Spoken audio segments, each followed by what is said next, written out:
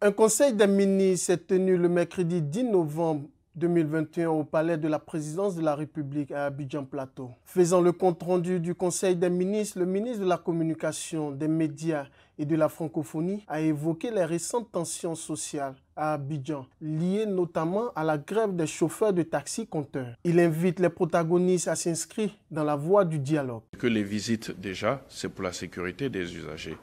Ça nous paraît important que les usagers empruntent des véhicules dans lesquels ils sont en sécurité, parce que les visites techniques ont été régulièrement faites et que le véhicule remplit toutes les conditions pour pouvoir donc être mis en circulation.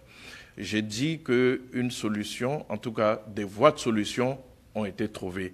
Si les conducteurs de taxi ont repris le travail, c'est que très certainement les discussions avec le ministère des Transports ont permis d'arriver à des solutions. Et lors du dernier Conseil des ministres, j'ai dit qu'une des voies, c'était d'arriver à des solutions consensuelles qui permettent à tous les acteurs du secteur du transport d'exercer. Il y a une réalité qu'il faut admettre. Il y a des usagers de ces moyens de transport. On ne peut pas les nier. Ils ont plusieurs raisons pour lesquelles ils préfèrent ces moyens de transport qui sont notamment, essentiellement, des conditions de sécurité puisqu'il y a une traçabilité et du véhicule et du circuit.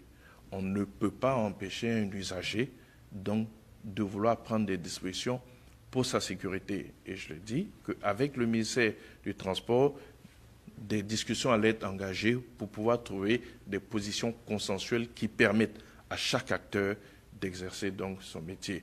Ce que l'on recherche ici et qui est le plus important, c'est le confort de l'usager, c'est la sécurité de l'usager.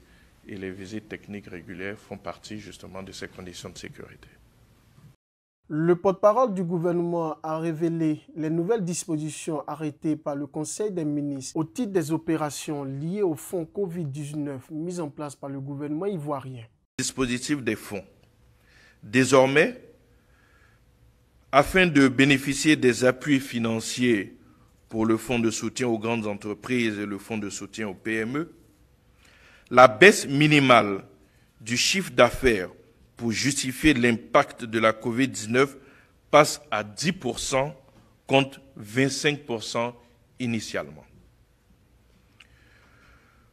Le montant de la subvention octroyée aux bénéficiaires du FASI, c'est-à-dire donc du fonds d'appui aux acteurs du secteur informel,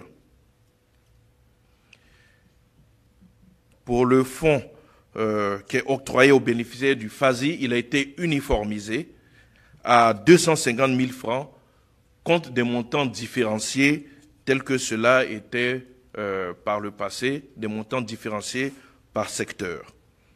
Donc aujourd'hui, ce fonds du FASI a été uniformisé à 250 000 francs, donc CFA. En outre, les contrôles en amont sont renforcés, particulièrement sur les fonds dédiés aux entreprises en vue de s'assurer de l'authenticité et de la conformité des documents fournis.